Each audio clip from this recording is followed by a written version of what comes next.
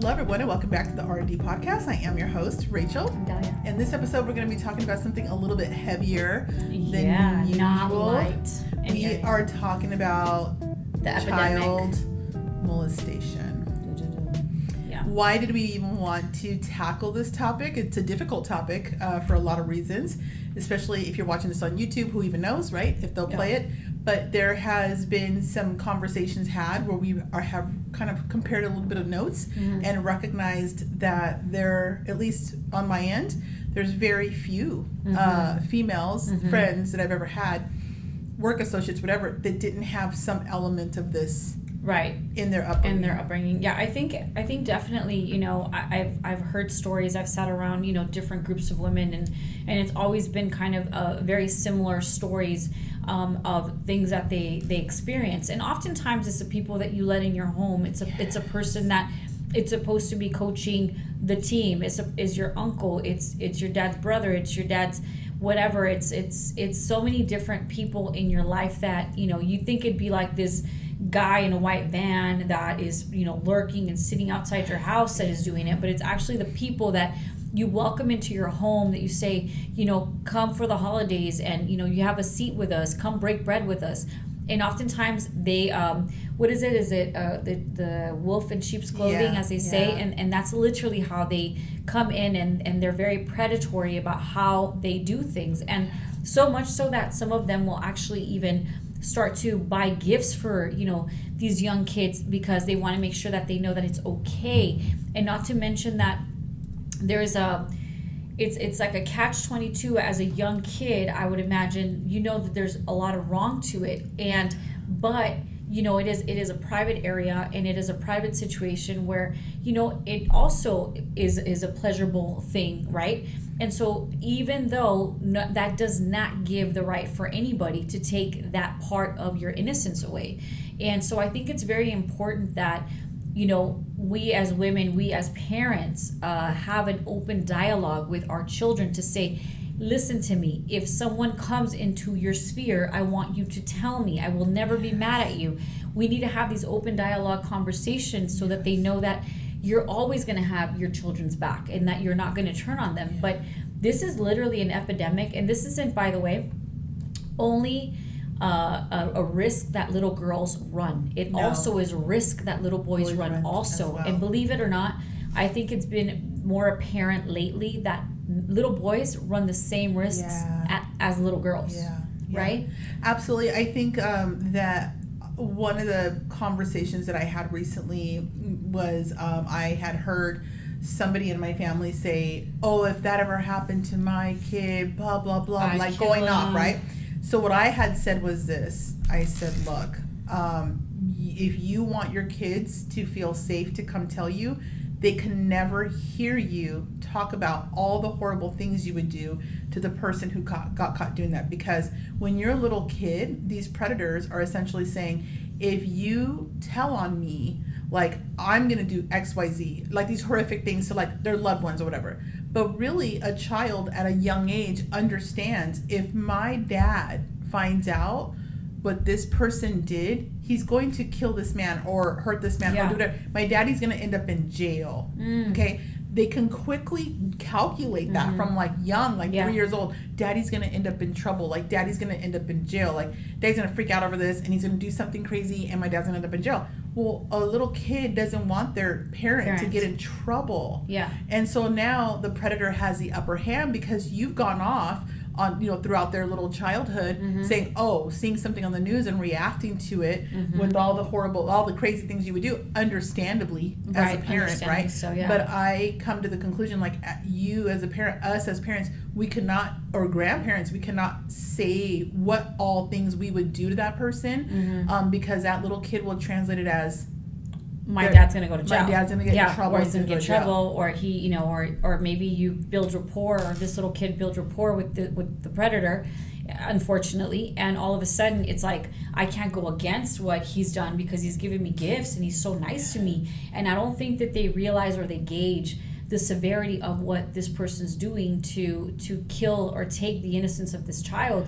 And so I think it's really important to have an open dialogue to say, listen, if anything like this happens, I want you to know that A, I'm never going to be mad at you. B, it's not okay, but I need you to understand that I'm going to be here no matter what. And I think that coming from a place of telling your child I'm not going to be mad at you is so important, because I think that oftentimes we think, oh my gosh, my parents are going to get so mad at me, because at the end of the day, let's just be honest, you know, as you're young and these things are happening, you know, it could be a pleasurable moment for this child, unfortunately, as his innocence or her innocence is being taken from. Is there. So then there's a little bit of that shame, because you feel like it's your fault that this is happening. And in reality, that's not the case. You're young and they're stealing something from you. And, you know, I will say also, on a flip side to that, you know, in the past, you know, it's always been the thing where there's a young kid that's maybe 13, 14 years old. I've even heard as young as 11, if you could believe it, that, you know, these women are in their 20s and they're also violating these young men or these young children, because they're not mature enough to make such a decision like a sexual decision, to just, you know, go to bed with someone that's in their 20s. Yeah. And so I think that it goes hand in hand also, not for just little girls, but also for young little boys too. Because guess what? Most of the time, the dad or whoever is like, high five, son. Yeah. Heck yeah. You know, you got a 20-year-old. Heck yeah, do it. You know, I will tell you a story. I was about I was a teenager. I was under 18, but I was about 17 years old. We had a mutual friend that at the time, she looked younger, but she was 28 years old. So she almost had like no business hanging out with us 17-year-olds that are underage, right? She knew that the young man that we were all with was a virgin. Very good looking kid. I was, you know, he's a very good looking man, young man. He was my age, but I knew he was a virgin. I mean, we were driving home. She starts rubbing his leg and is like, you know, when we get home, you know, the things I'm gonna do to you. And so I could see, not that he was fearful, but I don't know that he was ready for that. But unfortunately, you know, his friends or whoever might question his manhood if he doesn't sleep with the 28-year-old, you know? So next thing you know, guess what she does? She obviously takes advantage of the fact that, you know what, he's a virgin. She wants to take him down. She took him down. We went the next day because there happened to be like a party. The dad found out what she did, and he was so pissed. So he was actually really mad at the fact that he felt that, you know, she violated his son. And you know, and oftentimes though, you will get the other side of that, which is the dad that will be like, heck yeah, son, I'm glad that you did that, high five, you know, you got to get these women. And I think it's important that we bring awareness not only to little girls, but especially for little boys, because I do feel that little boys do become more unprotected than little girls. They're underprotected. Yeah, for sure. So I want to get into like how to have these conversations, because I know it's easy to say like you got to let them know that they can tell you anything. I think many times as parents, you just see your child as a little kid for so long. Like they already know, they've already seen things on the internet, and you're still like talking to them like they need to take their Flintstone vitamins, you know? And so I think that we got to get into like how to have these conversations when you haven't even exposed your child yet to this type of content. And one of the things that I did as a parent that I think really resonated well with my boys was you know, they have their little underoos, right? Their little underwear or whatever. In Spanish, we're like, oh, you know, chonis or whatever. And so I would say, you know why we have chonis? Like, you know why you have to wear these before you put your pants on? And then they were like, why? You know, well, you know, I did it at different ages. They were 5 years apart, but the narrative was the same. And basically say, because this is the area, this is to remind you that this is like a no-go zone. Like nobody is supposed to see what this area covers. No one's supposed to touch it. Like this is your private area. So anything that's in this area, like nobody should have access. Nobody should say, hey, can you pull those down? Nobody should say, oh, can I touch you there? And that's how I did it without having to bring in this element of like, well, people have sex and this is what they do. I didn't have to do any of that. I just, in the very beginning, like the early elementary school, you know, before that even, before they were little, all the way through about like, let's just say 3rd grade, I maintain that whole, like no one touches that area. And then once they get to like 4th, 5th, they already have been exposed to friends and kids that are doing weird things. And then you can have a different level of conversation. But I think that that's one way to just kind of start to set the boundary. And then 2, basically number one is just so that they're aware that they Aware. have something about them that they need to protect. Okay. I agree. And then number two is letting them know that it doesn't matter if it's family, friends, teachers, coaches, like you're saying, like it doesn't matter who it is. No one is allowed to pick them up and take them somewhere, to their house, to a park, to anything, unless I first told them before they went to school, so and so is going to be picking you up. Right? And so because what would happen is when I was growing up, like an uncle would show up to the school and be like, oh, your mom told me to pick you up. And then next thing you know, I would hear these stories that things were happening. Yeah, no, I it's so ironic that I was having a conversation with my mother this morning, and this conversation was basically of a young lady that was in high school. She's part of the basketball team. Her coach is, she bats for the same team. Oh. And so, take it as you will. And so, basically starts giving this young girl, 15 years old, in high school, starts giving her little gifts, little presents, little lip glosses, little jackets, buying tennis shoes for her, sneakers for the game, and this and that. And she's coming home with a bunch of gifts. So they concoct a story that they're going to be going to a tournament I believe in San Diego.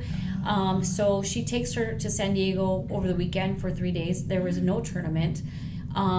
It comes out that she's basically turned her out, if that's the word that you want to use. And in other words, taking advantage of this young 15-year-old.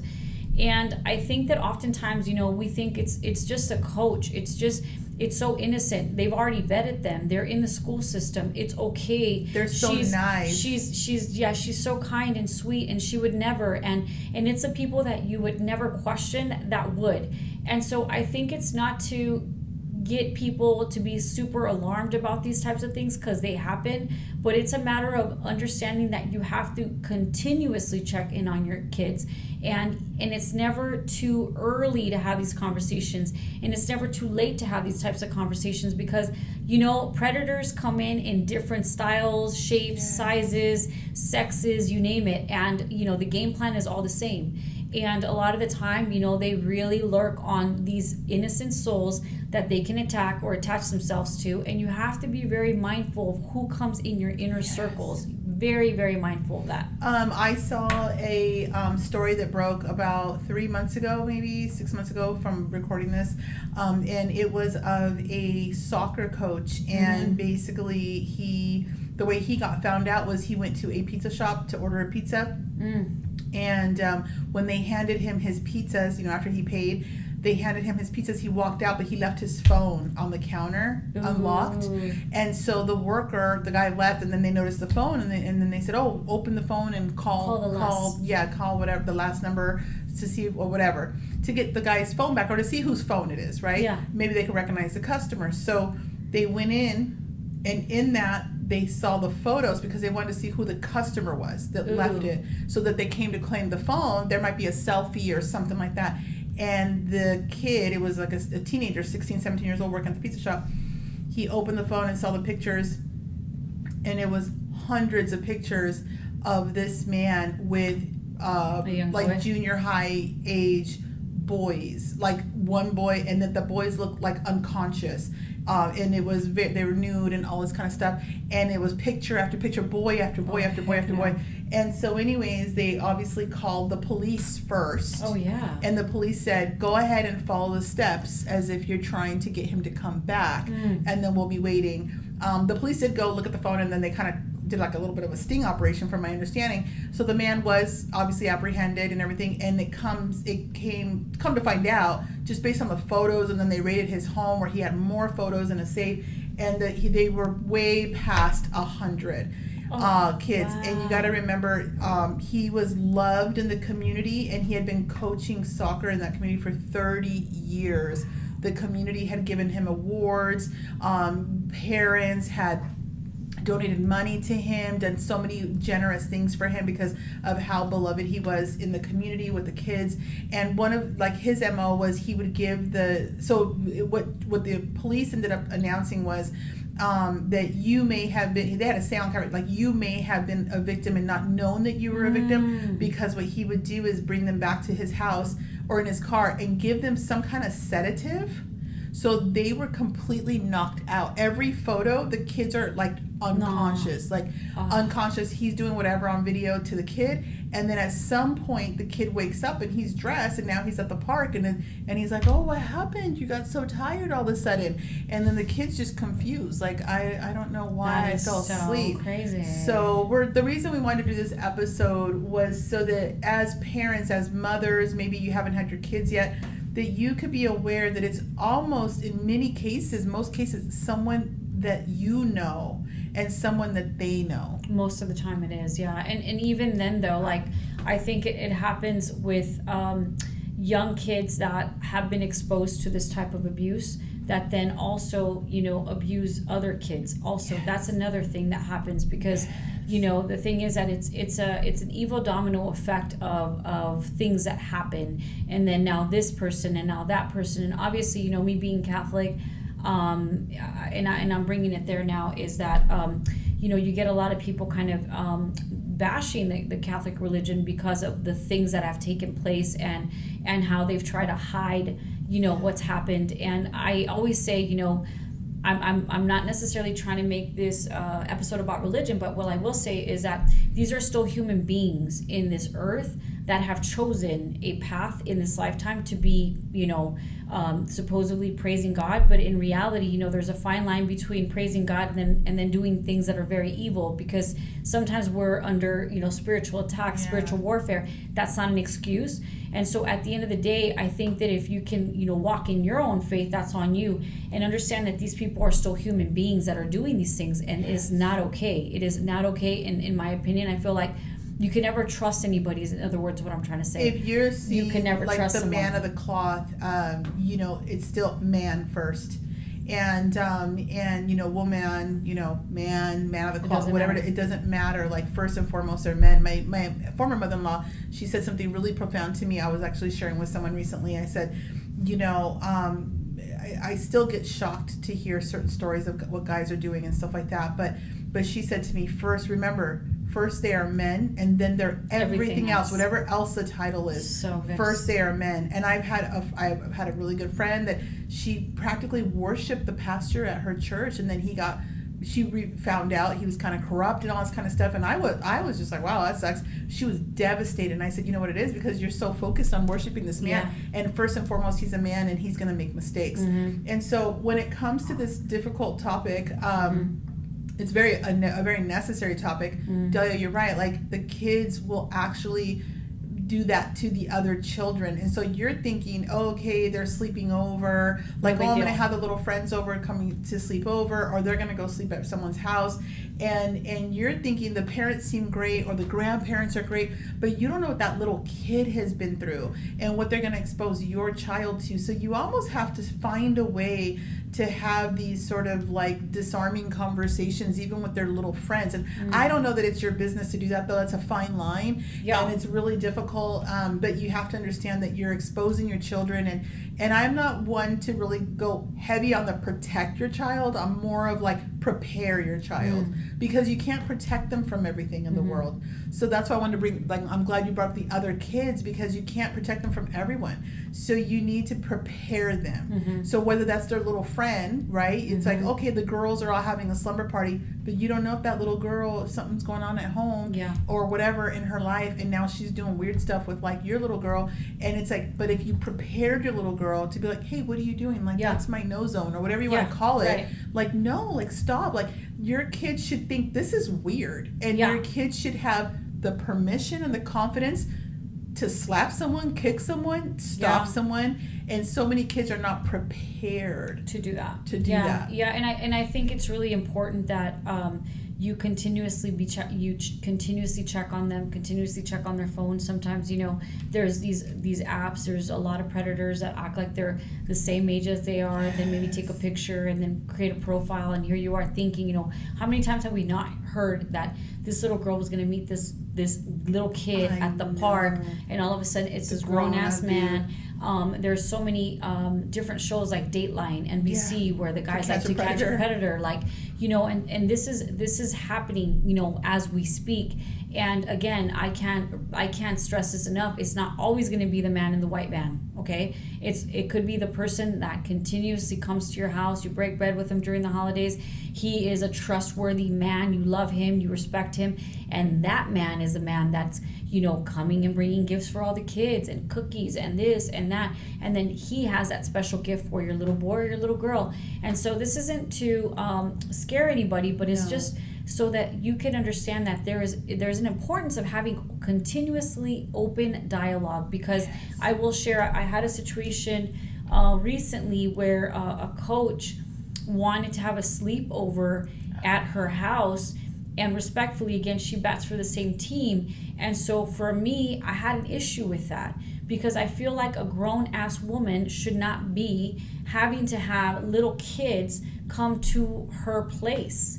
And so I put my foot down, and I feel like, sometimes if you think it's not that big of a deal, you got to gut check that, because it seems so innocent, but is it? And so the only thing that, the only shield of protection these kids have is literally the parents. Like, how am I going to be that shield of protection? Because I do feel that when they're young, they're very malleable. It's like clay. Yeah. You can really make them any shape you want. Once they get to a certain age, those things could break them later on. So you have to watch who is assisting in molding these children, this clay, to be what they want them to be. And I think what's great is that you got a feeling of like, this seems Something's off. Right, not right. And you were willing to upset your Child. your child, who's a teenager, by the way. They don't even have to be little kids. Like, right. You were willing to go, okay, we're about to freaking have an all-out war at this point. In order for you as a parent to say no is no is no is no, like, because you're a great parent, and like, you're a flexible parent and stuff like that, and you give your daughter a space to grow and evolve and make mistakes, but you follow that instinct, and I can see as a parent, sometimes we're in positions where we get along with the teacher, we get along with the youth pastor, we get along, in this case, with like the coach or instructor or whatever, and so you don't want to like look accusatory to that person, and so it could be uncomfortable. But parents, you have to be willing to feel that discomfort and go, sorry about it. If they get their feelings hurt, if I look crazy, like, oh well, like my kid is worth guiding, and your kid might get upset with you, but I want to spend the night. Like, especially from little, like, they have sleepovers, but everyone's spending the night at Susie Lou's house. Like, everyone, it's like, I don't care. I don't care. I just don't, maybe her brother or the dad, or you don't know, maybe the mom has boyfriends coming and going. Like, you don't know. And it could be absolutely nothing, and it could be harmless, but it only takes that one instant. And like I said, here's the hard thing about this conversation. It feels almost impossible to prevent it. And that's where like the preparation and really preparing your child for the world to say, I can't protect you from all the predators because we can't even spot them. I know. It's odorless, it's colorless, it's a poison that's among us. And there's probably people you work with that you would be like, they would never, like, they're so great with the kids or pets or whatever. Like, there's so many wonderful people that just do these crazy really things. Unfortunate things. And and I think that for the most part, when I was way younger, I've been through some life experiences that has had me question, what this was. But I came to the realization pretty fast that a lot of people go through this. And a lot of the people that go through this, by the way, is the people that you invite to your home. And it's the people that you say, come on in and welcome. Let me get you a glass of water. Come, like I said, I can't reiterate this enough. It's like the people that you're breaking bread with, that you're saying, no, I mean, your family. You are literally family, your blood, or sometimes your friends that are like family, that you treat them like family. And so it's those people that are coming in. And so you have to really watch how the kids move, what they're saying, what they're doing, how the kids look at this particular adult. Do they look at them with like gleaming eyes? Because sometimes that like happens. A little crushy. crushy. Sometimes they're scared of them. Sometimes it's crushy. You just have to. They cry. How like, no, I don't want to stay here. Like or yeah, something. you have to gut check that. I think that no one knows your kids more than you know your kids, and you know when something's not right. And sometimes 9 times out of 10, you got to gut check that and look at what they're doing and why they're doing it, because people don't just change who they are out of nowhere because someone, you know, arrived or because someone's leaving or whatever the case may be. It depends on how they're acting. You got to watch it because again, it's really easy for us to think they would never dare, and little do you know they would. There is a story, and I know we're going a little long on this. A girl on TikTok, she came forward. She's an adult now, and she said, I'll never forget the day that I confessed to my teacher that my mom's boyfriend was touching me inappropriately. So the teacher got 2 dolls. She had 2 dolls, and she said, here, because she was little, I guess. And she said, here, show me what's happening. And so she used the dolls, and she showed him. She showed the teacher. So then the teacher, I guess, then the mom comes to pick her up from school. She says she didn't connect the dots, that they were going to, like, tell her mom. Ooh. So she comes out, and the mom's upset. The mom's pissed. And she's like, what the hell did you tell your teachers? And she's like, what? So she's kind of like dumbfounded. So she goes home, and then next thing you know, she gets the boyfriend, the mom, and the 3 of them are sitting there, and she's all, now tell us what you told the teacher. The mom did this. And so she said, she goes, so I do. Yeah. And the boyfriend's quiet, and the mom says, why would you say that? He's been so good to you. He's been so good to us. Like, he's like a father to you. Like how disgusting. Like, who put these things in your head? And she says she just sat there and she realized, like, it's either another, it's not like, do you know what I mean? Like, either she just says that she's kind of lying, or she's going to be alienated by all of this, and now I've heard that. So my sons, you know, they had lots of girlfriends over the years from young. They had little girlfriends in elementary school, junior high, high school, and beyond. And the number of stories that they have come to me just over dinner and talking and saying, oh, you know, my female friend, oh, you know, her uncle did this, but she went to the parents and they didn't believe her. They went to the mom. That happens a lot. And it almost seems like the dads will believe, but like the moms are in denial. Yeah. Or like, you better not be telling anybody because you know it's going to upset your father and then the family and this and that. And so when I tell you, probably my youngest son has told me 8 different friends and stories. My older son maybe had more than that. Wow. And so it's a problem out there. And if you're a woman watching this, please, please, please, like, I personally urge you, like, believe them. Protect them. There's a reason why she's not getting along with your boyfriend. Like, it's not just that she doesn't want you to date him. Like, listen to her if she says some things. I agree. And it's better to just, even if, let's just say they lie because they just don't want you with someone, it's better to give them the benefit that I don't even know what to do in that situation. I can't even get advice. I got to tell you, I've heard this story so many times where it's like, no, she's just lying and it's not true. And you know, there are stories, by the way, like, of people that do lie because this is the easiest way to get people out of your life.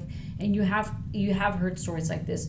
But I'll give you an example. That story you just shared about the little girl with the 2 dolls. How would she even know how to describe what that's like? Because you have to understand that their little brain is barely developing. Who would expose them to such a thing of knowing of what the dolls would be doing, or what she needs to do to the doll is what he does to her.